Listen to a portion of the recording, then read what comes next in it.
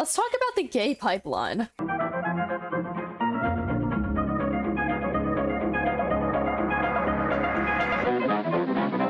The gay pipeline is one of those unspoken things on the internet where if you know, you know, and there's really no solid definition. There isn't even an Urban Dictionary definition for it, which is insane.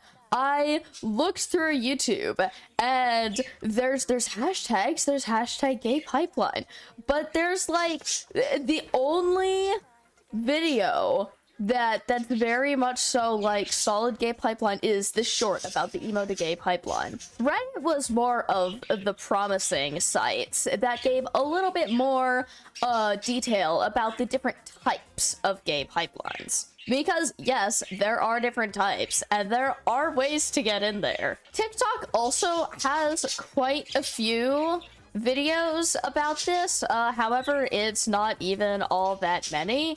Which I was a little bit surprised about, but that's okay. That's okay. That's what this video is for. It's to be the only video on YouTube that defines the gay pipeline. So by the end of this video, we will create a definition for the gay pipeline. So before we get into the different types of pipelines within the queer community, what are the most popular gay pipelines? And I would like to add in, gay pipeline is not just from straight to gay.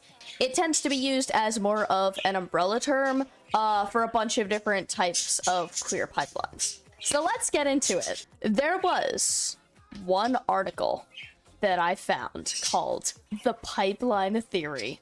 And the base idea behind it is that every LGBTQ kid has an emo phase, but not every person who had an emo phase is LGBTQ.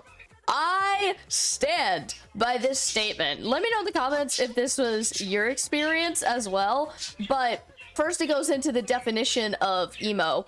And then the author assesses herself, and then asks her girlfriend, and then a couple other friends who were part of the LGBTQIA+ community, and all of them had an emo phase, or were even still in their emo phase, and were like, yeah, it was first emo and then queer. The logic behind it was that emo culture and music was generally more accepting of the queer community, which is why a lot of emo kids then ended up becoming queer, because they were able to safely explore themselves and their sexuality and gender within the emo community. Now, did that sense of discovery allow some of them to leave? Yeah.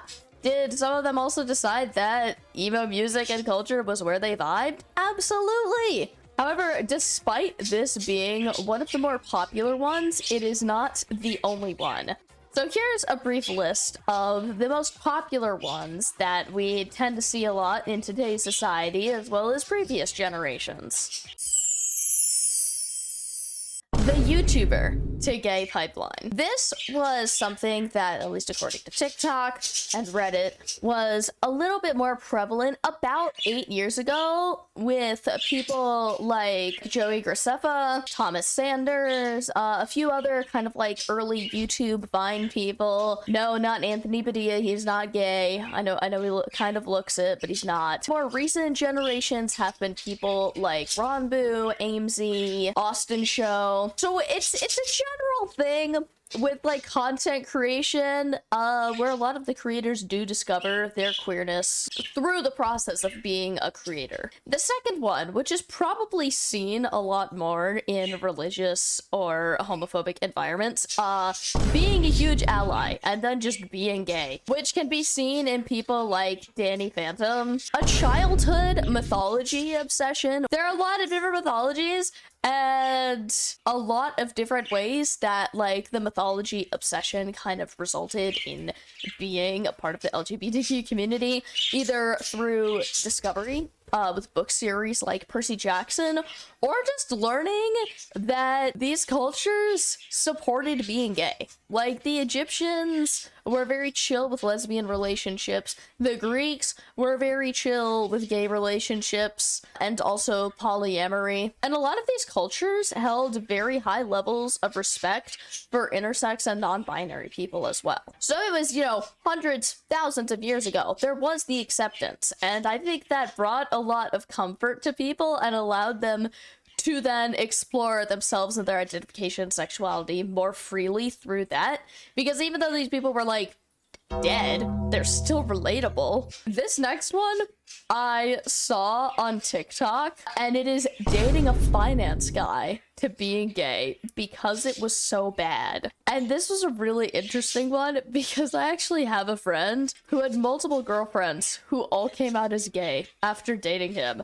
And I think that's just kind of a funny one. My personal favorite, the Dream SMP, with the QSMP basically being the new Dream SMP. If you are or were a viewer of Minecraft SMPs, then just take a second to analyze yourself, because you're either queer, mentally ill, or a child, or all of the above. There's a lot of options. This one I found kind of funny because there's a creator who I watch who was forced to run, I think, track and cross country in high school, who is part of the queer community, and this one reminded me of them, even though I saw it from a different person on TikTok. Running long distance in high school to stay looking like a twink. And then, finally, probably one of the biggest stereotypes that I should have put sooner, the vast majority of band and theater kids. Just so many of them. So many of them. Y'all are built different. I don't even know why I say y'all. I was a theater kid. We are built different.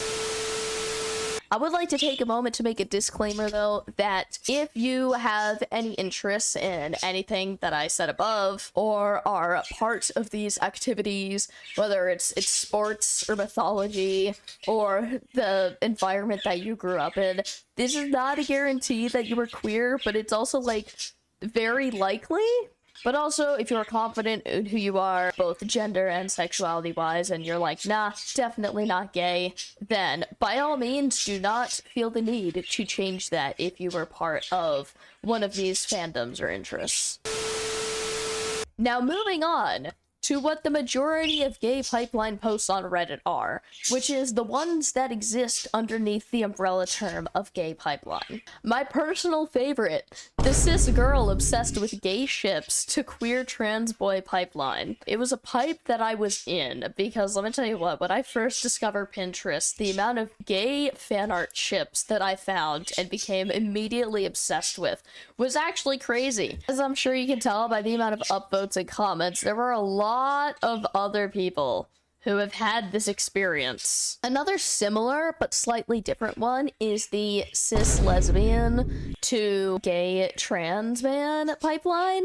And there were, I think, like 3 different posts about this, all with different wording.